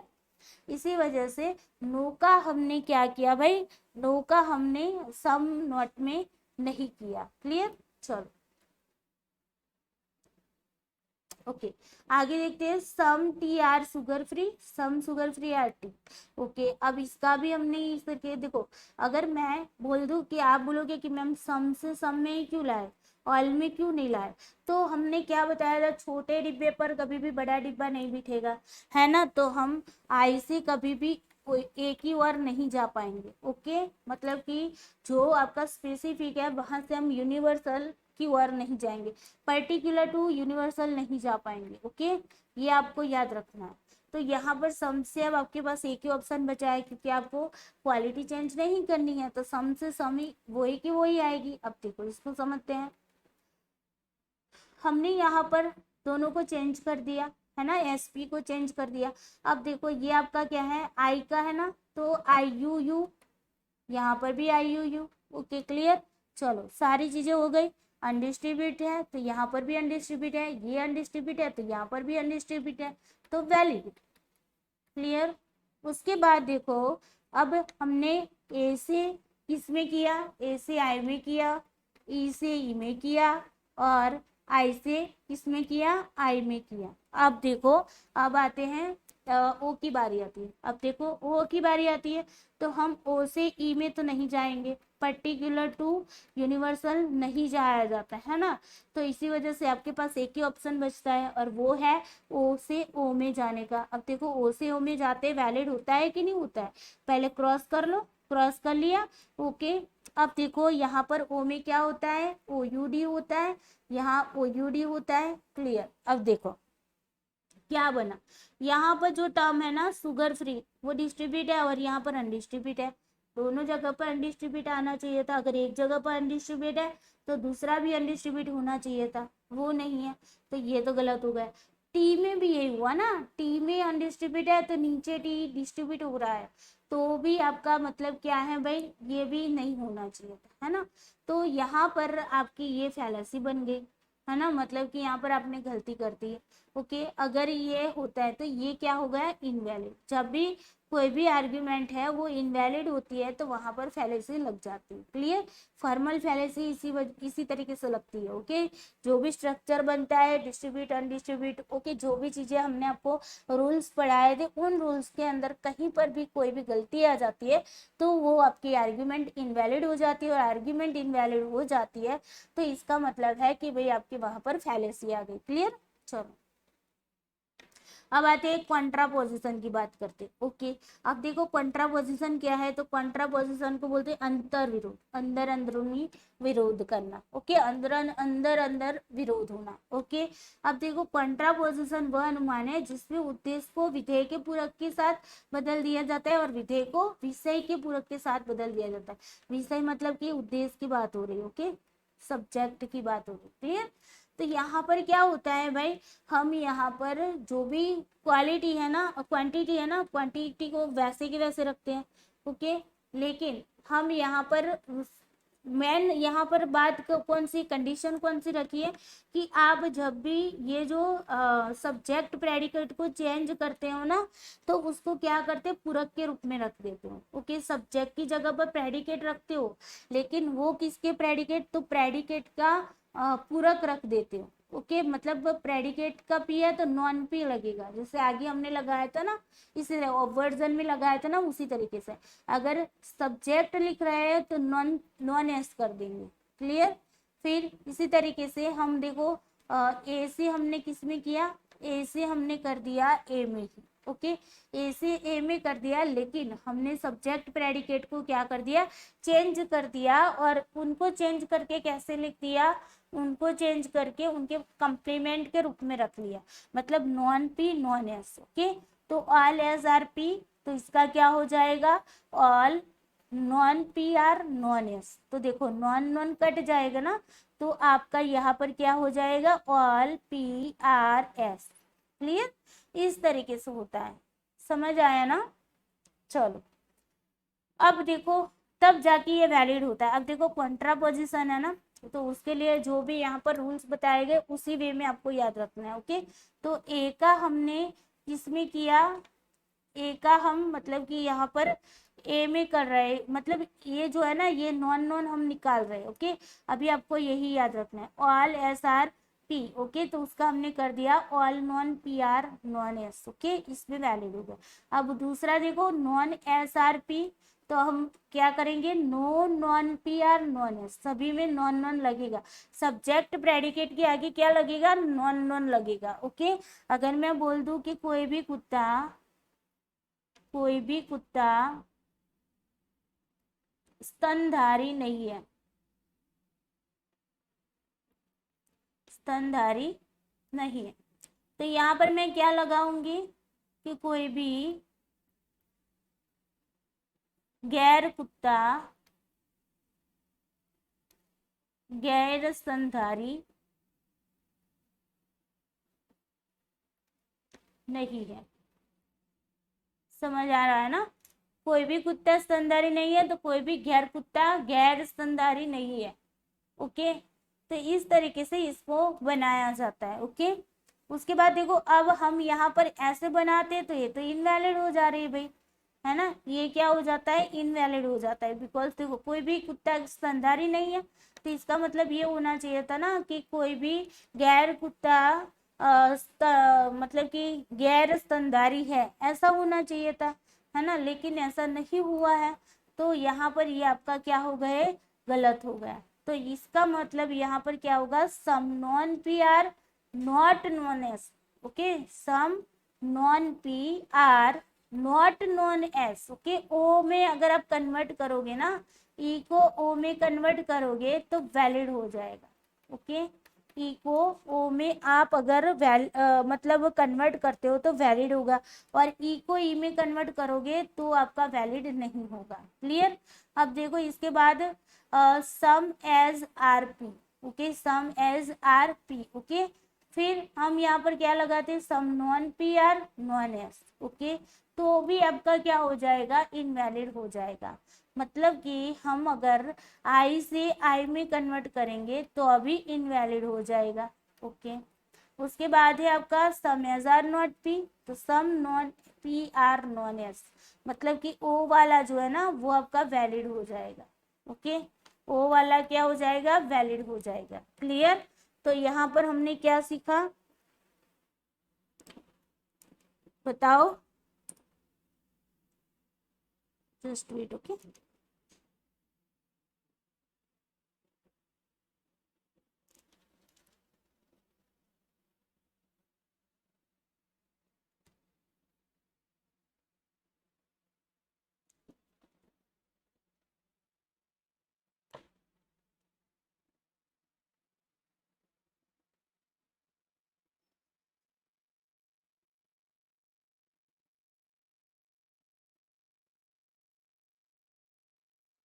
ओके चलो।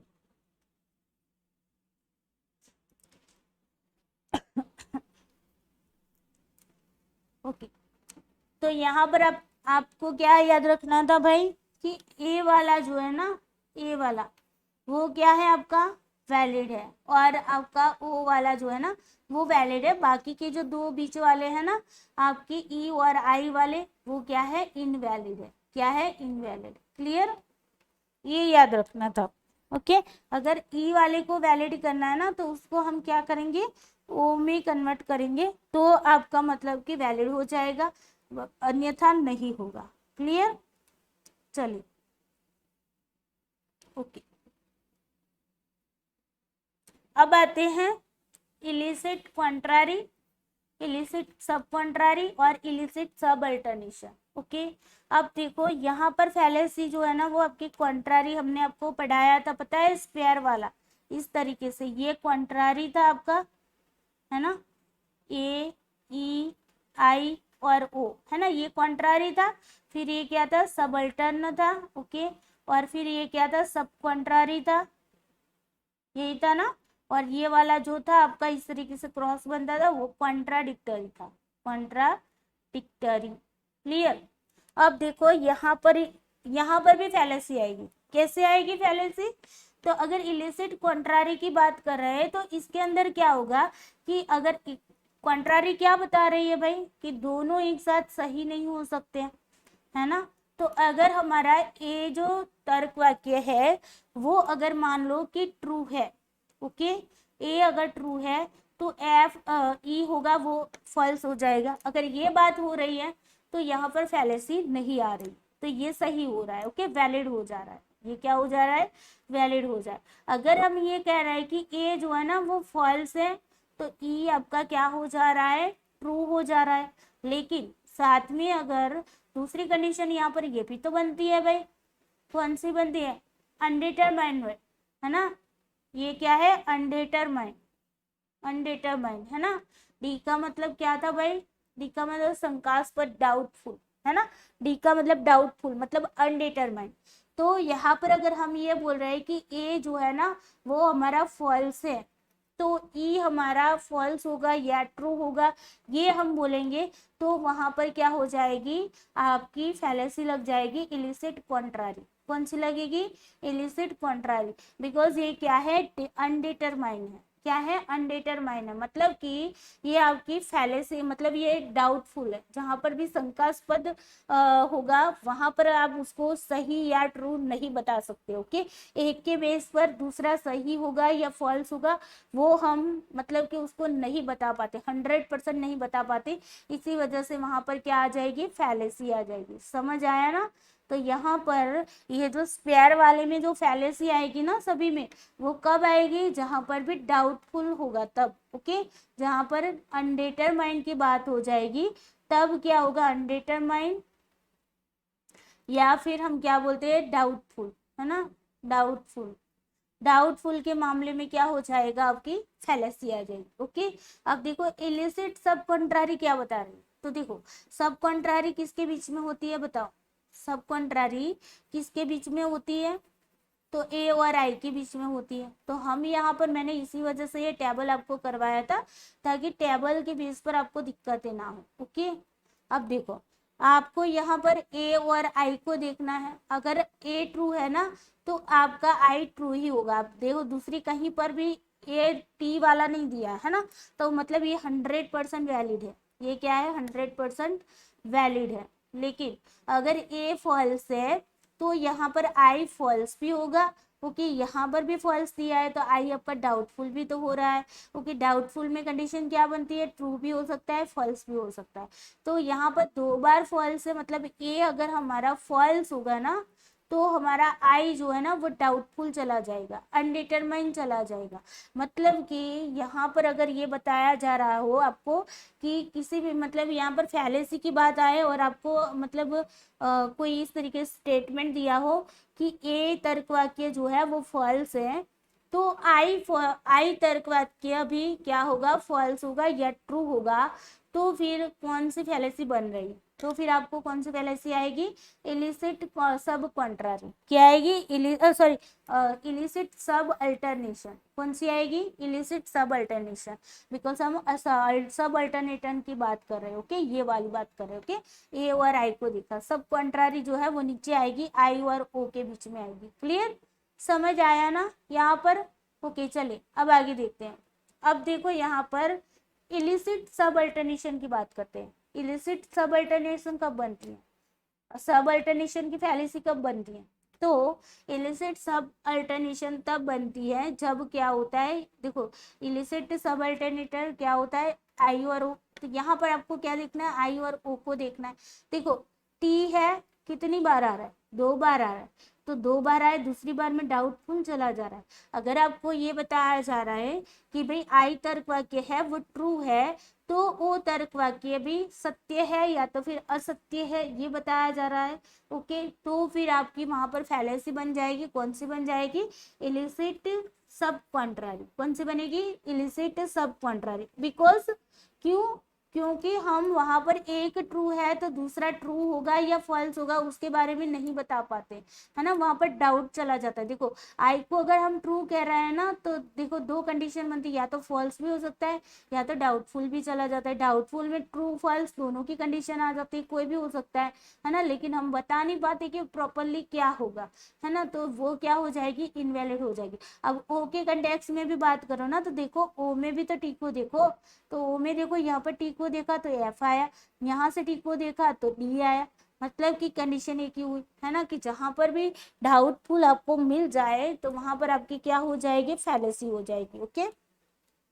अब देखो आगे देखते हैं, ओके, अब यहाँ पर हमने बताया कि आई जो है वो हमारा फॉल्स है, अब देखो आई की ये जो मतलब लाइन है, कॉलम है, उसके अंदर एफ तो एक ही बार है ना, तो यहाँ पर क्या आ रहा है, टी आ रहा है, मतलब कि वो ट्रू है, तो ये वाली जो आपकी होगी ना वो 100% वैलिड होगी, क्या होगी, 100% वैलिड होगी। इसी तरीके से ओ को देखो, ओ की कॉलम में देखो एफ एक ही बार आ रहा है और उसके सामने टी है ना, तो यहाँ पर भी क्या है, 100% क्या है, वैलिड है, क्लियर, समझ आया ना, जहां पर भी किसी में भी डाउटफुल लग जाता है ना, तो वो हो जाती है आपकी इलिसिट, मतलब कि फैलेसी लग जाती है। अब आती है, अब आप बोलोगे कि मैम यहाँ पर तो 3 ही नाम लिखे हैं, चौथा कहाँ है, कॉन्ट्राडिक्टरी, कॉन्ट्राडिक्टरी में क्या होगा पता है, डिक्टरी, कॉन्ट्राडिक्टरी में क्या होगा पता है, कॉन्ट्राडिक्टरी को चेक करो, ए और ओ को चेक करना है, ओके, पहले ए और ओ को चेक करो भाई,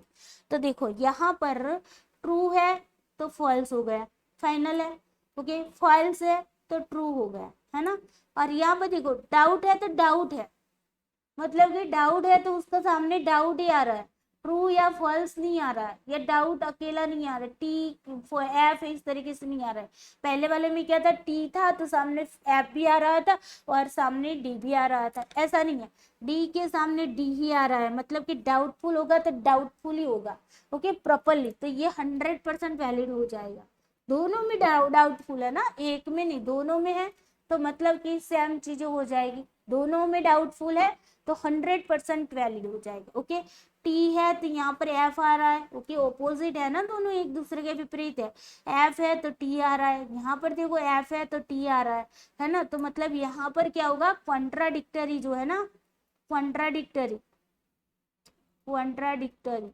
कॉन्ट्राडिक्टरी में क्या होगा आपका, यहाँ पर कोई फैलेसी नहीं आएगी।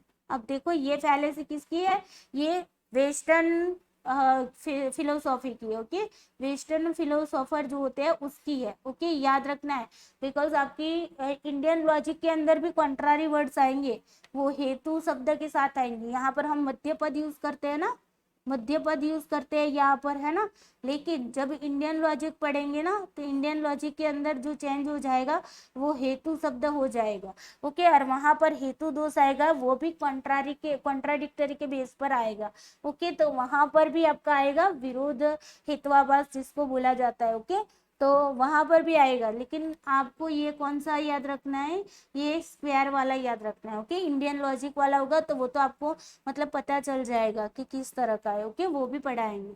अभी यहीं पर ये फैलेसी देखनी है, समझ आया ना। तो कॉन्ट्राडिक्टरी में सारी की सारी चीजें जो है ना वो क्या होती है, 100% वैलिड होती है। ओके, यानी कि यहाँ पर कोई फैलेसी नहीं होती। क्लियर, समझ आ गया। आई होप सारी की सारी फैलेसीज आपको पता चल गई होगी। ओके, और आज की क्लास भी आपको अच्छे से समझ में आई होगी। वीडियो को लाइक करते जाना है जाते जाते, और अपने दोस्तों को शेयर भी कर देना है। और इस चैनल को सब्सक्राइब नहीं किया तो सब्सक्राइब करके रखिए, ताकि सारे के सारे वीडियोस के आपको नोटिफिकेशन मिलती रहे।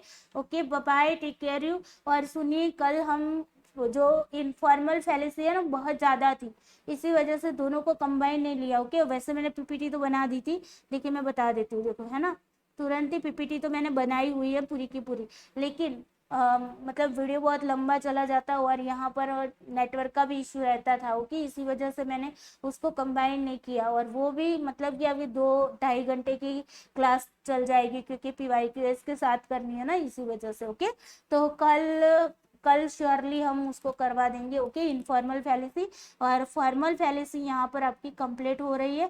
और आई होप यहाँ से कोई भी क्वेश्चन आए तो प्लीज़ आप जितना बने उतना रिवाइज करते रहना। ओके, ताकि आपके क्वेश्चन गलत ना हो। ओके, फॉर्मल फैलेसी बहुत ही ईजी है, इनफॉर्मल फैलेसी है उसको दिमाग लगाने की ज़रूरत पड़ेगी और अपने दिमाग का वहाँ पर यूज़ करना पड़ेगा। ओके, इसी वजह से सबसे ज़्यादा आप खुद बोलोगे कि मैम इससे अच्छा तो फॉर्मल फैलेसी। ओके, ईजी लगेगी आपको, और मैंने सारी ट्रिक के साथ आपको समझाया हुआ है ताकि आपके कोई भी क्वेश्चन गलत ना हो। ओके, तो चले, बाय बाय, टेक केयर, सबको जय श्री कृष्णा।